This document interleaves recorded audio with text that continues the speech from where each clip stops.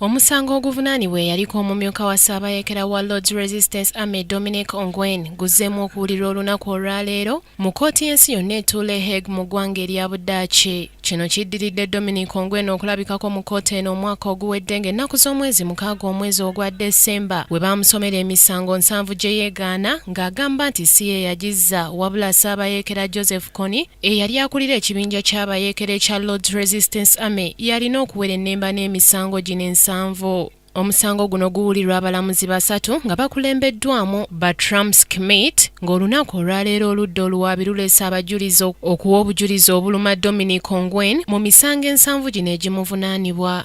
Domminic Ongwen nga kati alina emyaka 41 egy'obukulu avunaanibwa emisango omuli ogw'okukabasanya abawala abato okubafunyisa embuto nga tebeeyagalidde obutemu n'emirala nga gino yagizza wakati w'omwaka 2022 n'omwaka 2025. Samari Kisaakye, Eka Cronaud, KTV Amalindirire.